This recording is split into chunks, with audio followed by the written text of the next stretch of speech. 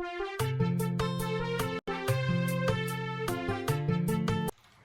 everyone, and thank you for tuning in. I'm Mrs. T. Today, I want to talk about people who say that they are Christians. Let me ask you a question. Have you ever met someone and immediately they want to announce to you that they are a Christian? I bet you have. I know I have. Let me just put it out there. If you are a Christian, you will not need to announce to anyone that you are. People will see it in you by your actions. Agreed? Anyway, before we start, let me just make one thing clear. I am not purporting to be an expert on this subject. I am merely providing insights from my point of view, which are based on my personal interpretations of the Holy Bible and what I believe it describes as a follower of Christ. I will try to use examples that are understandable by the most common of people. What is a Christian? TennesseeLookout.com gave a very simple explanation, and I quote, "A Christian is someone who is a follower of Jesus Christ, and we follow Christ by embodying both the beliefs of the Christian faith, by believing in Jesus' life, death, resurrection, and also by putting that faith into action as true disciples of Christ." Firstly, you cannot claim to be a Christian if you do not believe that Jesus Christ lived, died, and was resurrected. If you say you believe this, then you should share it and live as though you are expecting to see him again once you've passed through this life.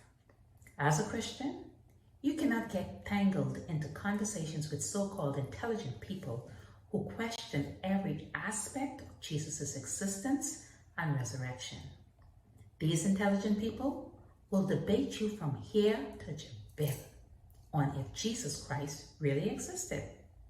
How come some believers celebrate his birth at Christmas when the Bible puts his birth somewhere around September? Some will fight you tooth and nail as to whether he really was a savior or just a prophet. Some will argue about which day is the Sabbath. Some might even come at you saying that the Old Testament is contradicted by statements in the New Testament. The really intelligent people will challenge what the first humans on earth look like. Can you imagine? Many scholars convincingly say that the first humans on the earth were apes. I believe they call that the evolution of man. My response to all of this is much of it is just talk for conversation, unnecessary conversation. Whether the Sabbath is celebrated on one day or the other is a non-issue as long as it is acknowledged. Whether Christ was birthed in September or December is also a non-issue as long as it is acknowledged and celebrated.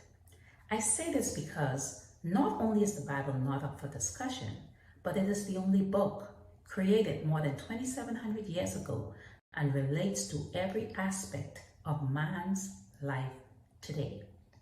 Any issue or situation you have today, say depression, legal, family, hate, greed, resentment, envy, abandonment, money, conflict, the list goes on. There is an example and a solution in the Bible for all of these.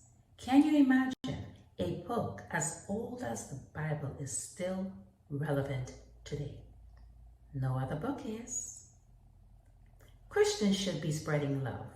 John 15:12-13 teaches us to love one another as Christ loved us. When you interact with people today, do you feel a sense of being loved? I'm not talking about puppy love. Love can be affirmation, act of service, spending quality time, or simple respect. I don't have to know you to show you respect. I don't have to know you to give you good service. I don't have to know you to love you as a child of God. Christians should behave like Christians. What does that mean? Well, if you're my pastor, I do not expect to find out that you're having an affair with another church member, especially if you're married. this crap actually happens. When you interact socially, I do not expect you to be the center of attention by twerking, drinking excessively, or cussing like a sailor. There is nothing wrong with dancing, but some dancing should only be seen in the bedroom. Cussing for me is never okay. These days, some people, just to say they are going around the corner to the shop, they have to use profanity. Why do you have to say, I am going to the effing store? Have you limited vocabulary? Jeez! Luke 6, verse 27 through 28. If you say you are a Christian after Christ, you must love everyone, especially your enemies, especially the ones who have a hat on for you. Yes, I said hat on. Sometimes you might not even be tuned into their station, but these people hate your guts so much. Sometimes for nothing at all. Ephesians 4, 31 through 32. If you say you are a Christian, you must forgive, especially those who have wronged you and used you. A lot of people hold things in and it weighs them down for years. Get rid of that excess weight. Forgiveness isn't for the perpetrator, it's for you. 1 Timothy 6, 17 through 19. If you say you are a Christian, you must share with others. You can't share or give to the people who are close to you only. You don't get credit for that.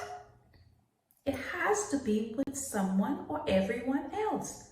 I hear people nowadays saying crap like, I only for who? For me. I ain't on no one else run. Buddy, if that's how you are, not only are you not Christ-like, but when your circle is exhausted, then you have no place else to go. Nothing lasts forever. Remember that. Mark 16, verse 15. If you say you are a Christian, you must share the gospel. Others will only come to know Christ if you live and share the word.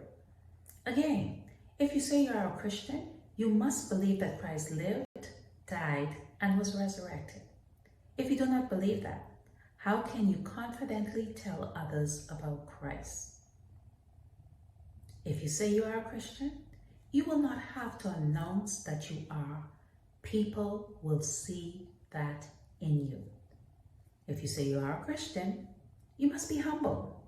Humble doesn't mean passive.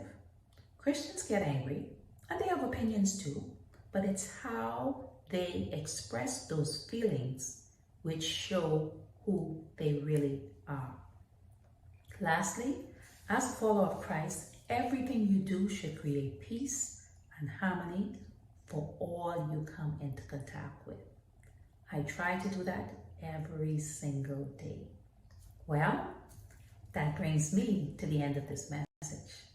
I hope it helps someone in some small way. Thank you for listening, and until next week, remember, everyone has value, and this is